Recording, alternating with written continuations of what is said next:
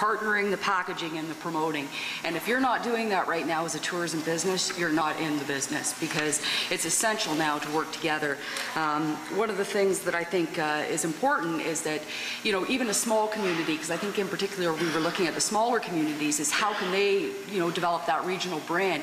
Well, they can actually partner with a number of smaller communities and even take advantage of the Ministry of Tourism tool, the Premier Ranked Tourism Destination Program. And that's a study that would do an inventory of their entire area and identify their assets and also identify opportunities for investment. And so I would suggest that anybody who hasn't looked at that program do so. But I think another thing, idea that we never think about in tourism is something that Ontario East Economic Development has picked up on.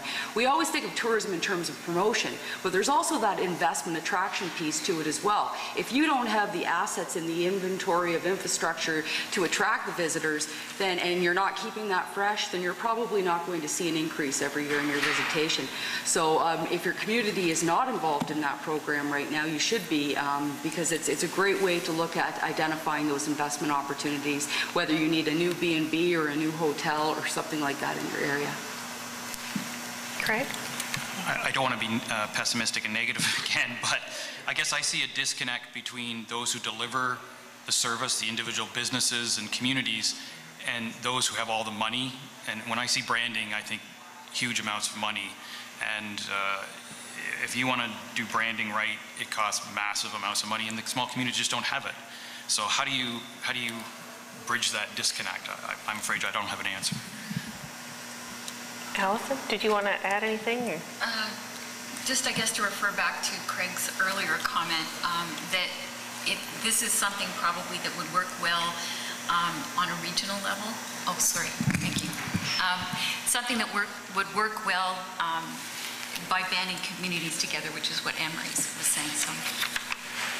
Okay, yeah, and I mean, I can't help but think when my students and I did that project on Prince Edward County last year for our regional economic development course, I mean, we really focused on the everyday experience and the quality of the place to begin with for the people that live there as well. And I think that ties in well with improving the downtowns, thinking about tools to revitalize these beautiful Eastern Ontario downtowns through innovative forms of municipal property tax financing. There's a whole lot of neat things that could be done, I think, to focus on the everyday experience of these places for the people that live there, which will then in turn attract people to the community. Should we go, is there another topic? Should we look at developing value-added products, which is obviously linked to the green economy, the creative economy? Which value-added products developed from natural resources in Eastern Ontario seem most viable? And how could Ontario value-added products access global markets? What businesses have had success with this? Yeah, okay. I have an example that comes from outside the region, but within Ontario nonetheless, and it's a program called ALICE, which is an alternative land use services program that's being piloted in Norfolk County. And what's interesting to me about this is a few things. First of all, there's a champion behind this program. His name is Brian Gilvesi, and he has recently started raising Texas Longhorn cattle. And the ALICE program, what it does is it pays farmers for providing environmental goods and services. So it pays farmers a per hectare amount for providing clean air, clean water, pollinator habitat, and a whole bunch of different services to the environment within their community. So farmers get a benefit from being environmental stewards. And what I've learned by talking to Brian is that the way that he runs his farm and that he approaches the economy of his farm, which is really, he's all about economic development when you boil it down, is he uses a principle that is called multifunctionality in the EU, which is basically layering one benefit on top of another. So Brian has the $150 per hectare that he gets for being a good environmental steward. But what he did was he took that and he translated it into an opportunity to go to Local Food Plus, who you heard about today in one of the talks, who certifies his farm as being environmentally friendly, and he's able to to accrue a premium for his beef because of that. And Brian sells, because of the exposure that he gets through LFP and this ALICE program, he's able to charge a good amount for his beef. He sells it into local restaurants, and he uses the environmental, he's also involved in promoting sustainability within the community and sustainable local economic development. So he's got the economic, he's got the environmental, and he's got the social, the community development component, all layered one on top of the other. And in that way, he's created a sustainable business out of his farm operation. And neither he or his wife work off farm. So I think that by thinking about not just value added, but values added, how we can layer one thing on top of another, we can actually benefit from and bring together a whole bunch of different things to make projects successful. It's a great example, Allison. Craig, do you want to? Perhaps last year when we held our conference here in Kingston on rural vitality, we had a speaker, Kaya Miller, who worked with Michael Porter at Harvard, and she talked about work she'd done in Africa and then down in Central America. And she basically said, find out what you do best and then become the best at it.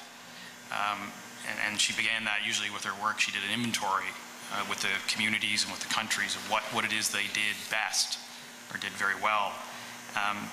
Maybe that's something that we need to do is begin an inventory. And since a lot of research has been done by Betsy and by Allison on the food economy, that seems to be a theme that just seems to be coming up. Yeah, I mean, I like to get, sorry to interrupt, I can't help myself, but it's this, this need to focus on the everyday practice. If we as citizens do not practice values in our everyday life, then how do we expect to attract people from our region to participate in that? And I think that it gets back to, I noticed the mayor is here. I mean, I'm so happy that you've started this new composting program, but this is getting, re-educating people about the value of the environment. And I now realize you need a PhD to deal with the recycling and the composting, but it's wonderful because it's educating the citizen that lives here in Eastern Ontario, and then those practices translate, I would hope, into innovative products and services in the private sector. So those kinds of things are really good examples.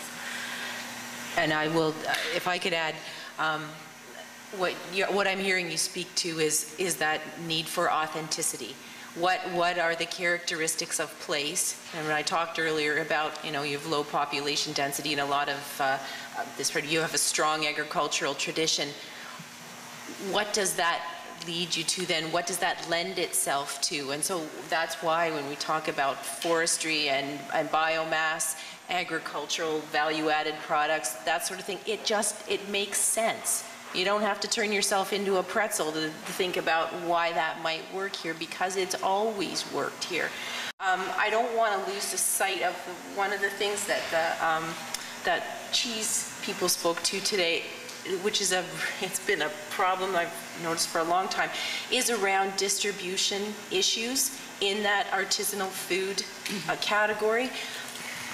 When we think about what did information technology do for us when it took the repetitive work out of a whole lot of stuff and allowed us to get from A to B maybe a whole lot faster, a whole lot more efficiently. And that's what I see now, in the way that how stores have traditionally, when restaurants have traditionally behaved as far as getting product on their shelves or product on their menus. They picked up the phone and they called and Cisco came and there you were, right? We don't have anything to replace that now. So it's a tremendous amount of work for people to coordinate to get the right product to the right place at the right time. If a whole bunch of people are doing the same kind of work, is that then an opportunity to try and make that happen more efficiently and more effectively? That sounds like a research project. Yeah. Well, actually, I think Claire's working on that for her own PhD, looking at distribution issues in the food industry in Eastern Ontario. Just to Craig's point as well, he had made the comment about doing trying to do what you do best. And it reminds me of the Kawartha Ethanol Project in Havelock, where it is actually a farmer-owned co-op, and that's what the gentleman had said to me, is I grow corn and that's what I do. I no longer have a market, so I'm creating my own. And they came together as a group of farmers and have put this plant together that'll open in the next couple months. But one of the things that they did to further add value to their product is they